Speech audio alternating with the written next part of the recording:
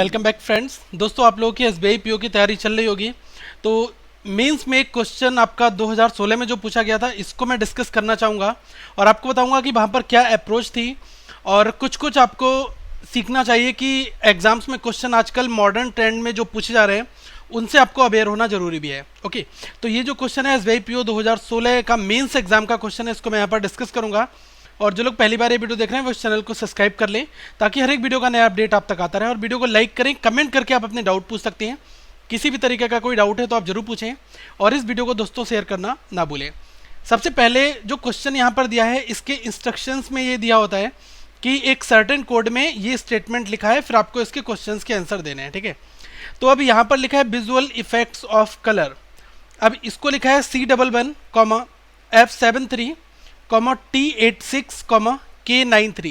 तो ये चार जो है सेगमेंट यहाँ पर दिए हैं और चार ही वर्ड की बात भी यहाँ पर हो रही है। ठीक है, तो इसमें से कोई ना कोई एक वर्ड इसके साथ एसोसिएटेड होता है। ओके, अब दोस्तों ये नया पैटर्न तो नहीं कह सकता, लेकिन ये लॉजिकल क्वेश्चन है, इसमें थोड़ा आपका दिमाग आपको लगाना पड़ेगा। ओके, अब सबसे पहली जो क्वेश्चन है इसमें ये चीज़ देख लो कि क्या कुछ कॉमन तो आपको नहीं मिल रहा है, क्योंकि जो नए पैटर्न वाले क्वेश्चन है उसमें क्या होता था, मैं आपको बता रहा हूँ। उसमें ये होता था कि कोई भी आपको एक वर्ड दिया है तो उसकी कोडिंग जो है वो तीन चीज़ों से होती थी। एक तो लेटर होता था, ठीक है, फिर साथ में डिजिट होती थी और एक आपका सिंबल हो जाता था। ठीक है, जैसे आप देखते थे T9, इस तरह से कहीं पर आपको एक लेटर, एक डिजिट और एक आपको सिंबल ये मिलता था।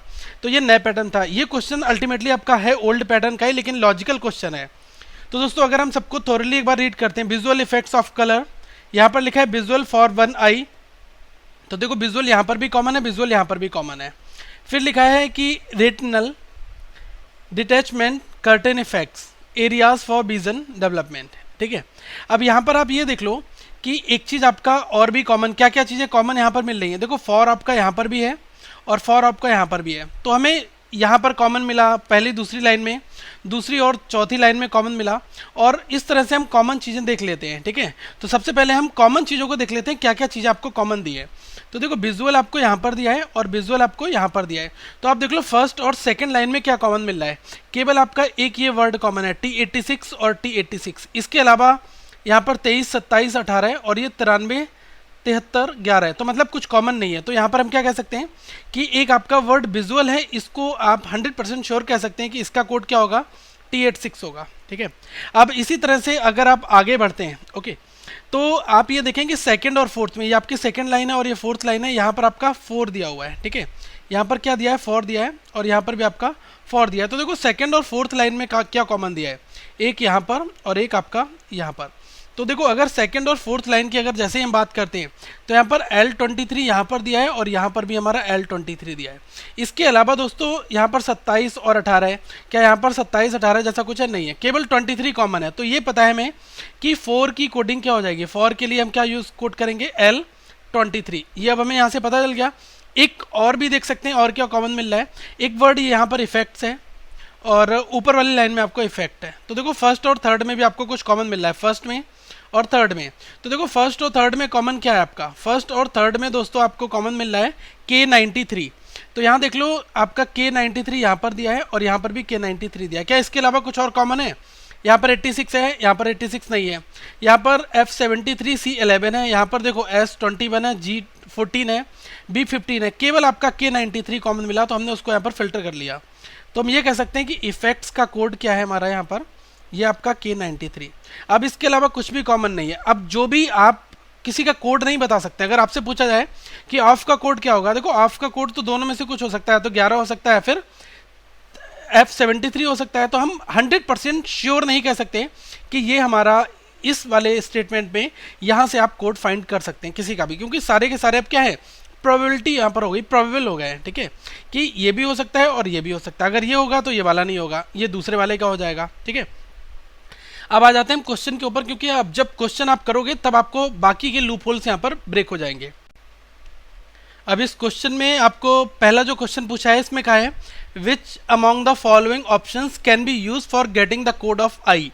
मतलब कि आई के कोड को प्राप्त करने के लिए आपको कौन से ऑप्शंस को चूज करना है। दोस्तों अब क्वेश्चन अपने आप में थोड़ा सा कॉम्प्लिकेटेड आपको लग रहा होगा, क्योंकि यहाँ पर पहला ऑप्शन दिया है ये आपको स्टेटमेंट दिया है, second, third, fourth, fifth, 5 statement दिए हैं। ऑप्शन कह रहा है only first and second, second and third, third and fourth, और fourth and fifth and second and fourth. अब देखते हैं इसको किस तरह से हम सॉल्व कर सकते हैं। अब हमें ये पता है कि जब आपको आई का कोड निकालना है तो केवल आपको आई वाली लाइन में जाना है, इस लाइन से आपका मतलब है। अब देखो यहाँ पर आपको विजुअल और फॉर, इन दो वर्ड की कोडिंग तो आपको पता चल गई है कि विजुअल और फॉर की कोडिंग क्या होगी, T86 और L23। तो इस वाली लाइन में आपका जो T86 और L23 है, ये दो तो आपके इस आई के लिए कोड नहीं हो सकते। अब आई के लिए क्या क्या कोड हो सकते हैं, एक आपका N27 हो सकता है, एक आपका क्या हो सकता है M18 हो सकता है, ठीक है। अब यहाँ पर ध्यान देने की जरूरत ये है कि आपको सब ऑप्शन चेक करने हैं। सबसे पहला जो ऑप्शन है इसमें लिखा है L23, T86, by16 S32। जब हमें ये पता है कि आई की प्रोबेबल कोडिंग क्या क्या हो सकती है, N27 या फिर M18, इन दोनों में से कोई एक होगी। अब ये दोनों के दोनों एलिमेंट इस फर्स्ट वाले में नहीं है, तो पहला तो आपका ऐसे ही एलिमिनेट हो गया, ठीक है। तो फर्स्ट ऑप्शन आपका एलिमिनेट हो गया। अब आ जाते हैं सेकंड के ऊपर। सेकंड में क्या दिया है, N27, M18, L23 और A10। अब देखो आई के लिए प्रोबेबल कोडिंग क्या हो सकती है, N27 या फिर M18, दोनों में से कोई एक होगी। अब यहाँ पर आपको N27 भी दिया है और M18 भी दिया हुआ है। तो जब दोनों के दोनों एलिमेंट यहाँ पर प्रेजेंट हैं तो हम डिटरमाइन नहीं कर सकते कि आई का कोड कौन सा वाला होगा, ठीक है, क्योंकि यहाँ पर फिर से एम्बिग्यूटी हो जाएगी कि आप 100% श्योर नहीं हो पाओगे, तो आप इस वाले स्टेटमेंट की हेल्प से आई का कोड नहीं बता सकते, ठीक है। तो ये वाला भी कोड आपका एलिमिनेट हो जाएगा, ठीक है। अब थर्ड वाले में क्या कहा है कि F73, M18, अब यहाँ पर M18 दिया है तो हो सकता है कि ये M18 कोड हो। अब L23 और G14, तो देखो यहाँ पर इसमें क्या है, थर्ड वाले ऑप्शन में N27 का यूज़ कहीं नहीं है, केवल एक ही आया है, तो ये वाला पार्ट हो सकता है, चांसेस हैं यहाँ पर होने के, ठीक है। अब फोर्थ वाले में देखो S21, B15, T86 और N27, यहाँ पर N27 दिया हुआ है, तो हो सकता है कि N27 फोर्थ वाले में हो जाए, और फिफ्थ दिया नन ऑफ दीज। तो हम यहाँ पर क्या कह सकते हैं कि आइदर थर्ड और फोर्थ वाला, मतलब कि ये आपका थर्ड एंड फोर्थ, इन दोनों में से, इन दोनों की हेल्प से आप आई की कोडिंग बता सकते हैं।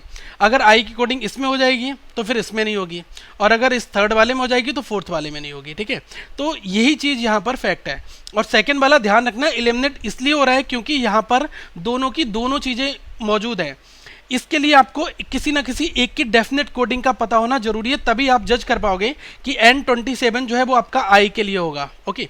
लेकिन हम थर्ड और फोर्थ में ऐसा कुछ नहीं है, यहाँ पर या तो इसमें हो जाएगा या तो इसमें हो जाएगा। लेकिन आप सोच रहे होंगे सेकंड में तो दोनों आ रहे हैं, तो हो सकता है कि कोई ना कोई एक वर्ड की कोडिंग तो यहाँ पर हो जाएगी ना, लेकिन ऐसा नहीं होगा दोस्तों। क्यों? क्योंकि अगर आपको जब तक डेफिनेट N27 की वैल्यू नहीं पता होगी कि वो आई है या नहीं है, तो आप M18 को जज नहीं कर सकते। या फिर आपको ये पता है कि आई का कोड जो है M18 के लिए होगा, तो आपको N27 पता होना चाहिए ना कि N27 कौन सा वर्ड है, क्योंकि यहाँ पर हमें ये पता है कि आई के लिए दो एक्सपेक्टेड हो सकते हैं, 27 या फिर 18। तो जब दोनों यहाँ पर अपीयर हो रहे हैं तो इस वजह से आपका ये सेकेंड वाला ऑप्शन यहाँ पर ये एलिमिनेट हो जाएगा, ठीक है। तो हमारा यहाँ पर आंसर क्या बनेगा, थर्ड एंड फोर्थ। अब आप ये देख लो कहाँ पर दिया हुआ है, ये आपको दिया हुआ है ऑप्शन नंबर सी में, थर्ड एंड फोर्थ, ये आपका राइट आंसर यहाँ पर हो गया, ठीक है। अब एक क्वेश्चन मैं और आपको देता हूँ यहाँ पर, सेकंड क्वेश्चन दोस्तों, इसमें पूछा है which among the following options can not be use for getting the code of development. मतलब कि डेवलपमेंट के कोड को प्राप्त करने के लिए इसमें से कौन से ऑप्शंस का यूज़ हमें नहीं करना चाहिए, ओके, कौन से ऑप्शंस का यूज़ नहीं हो सकता, ओके, ये पूछा गया है बेसिकली। तो सबसे पहले डेवलपमेंट यहाँ पर बात हो रही है, तो डेवलपमेंट वाली लाइन पर आ जाओ। डेवलपमेंट आपका कहाँ यहाँ पर दिया है। अब यहाँ पर केवल हमें फॉर की कोडिंग पता है कि फॉर का कोड क्या था, तो देखो फॉर का कोड क्या था, L23। तो ये हमें श्योर पता है कि डेवलपमेंट के लिए L23 का यूज़ तो नहीं होगा।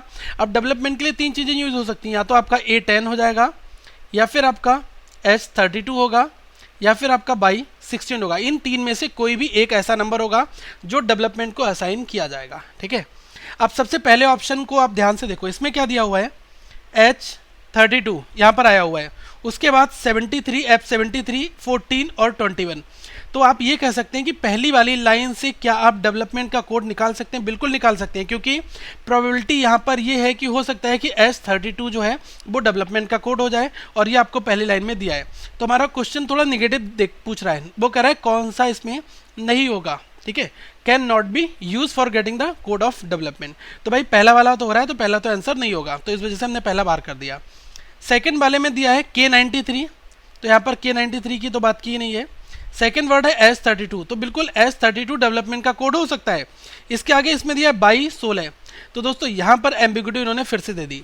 अब देखो, अगर S32 डेवलपमेंट का कोड हो सकता है तो 2216 नहीं होगा, लेकिन यहाँ पर डेवलपमेंट के प्रोबेबल कोड कौन कौन से हैं, या तो S32, A10 या Y16, इन तीनों में से कोई एक हो सकता है। तो यहाँ पर S32 होगा तो ये 2216 नहीं होगा, अगर 2216 होगा तो S32 नहीं होगा। मतलब कि ये वाला स्टेटमेंट अभी तक हमें ये मिला है कि इसकी हेल्प से हम डेवलपमेंट के कोड को फाइंड आउट नहीं कर सकते। बिल्कुल पीछे वाला क्वेश्चन जो है वही हमारा सेम रिलेट यहाँ पर कर रहा है। तो ये वाला जो है अभी तक मुझे ये वाला करेक्ट आंसर इसलिए लग रहा है क्योंकि अभी मैंने बाकी के चेक नहीं किए हैं, क्योंकि यहाँ पर 2 बार यूज़ हो रहा है। ओके, जब 2 बार यूज़ हो रहा है तो हम श्योर नहीं कह सकते डेवलपमेंट का कोड ये वाला होगा या ये वाला होगा।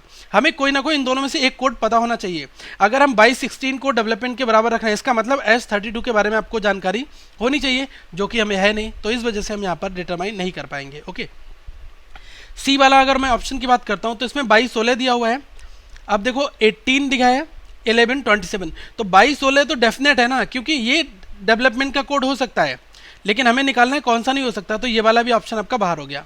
अब यहाँ पर A10 दिया है, फिर 15, 86, 21, तो देखो A10 यहाँ पर भी है, A10 यहाँ पर दिया हुआ है, तो इसका मतलब ये भी सोल्यूशन डेवलपमेंट का हो सकता है, तो ये भी आपका ऑप्शन बाहर हो जाएगा। नन ऑफ दीज आप बाहर कर दीजिए, क्योंकि आपको ऑप्शन नंबर बी जो है ये राइट आंसर मिल गया, क्योंकि यहाँ पर S32 16 दोनों यूज हो रहे हैं, इससे हम डेवलपमेंट का कोड नहीं निकाल सकते, इसलिए हमारा राइट आंसर क्या होगा, ऑप्शन बी।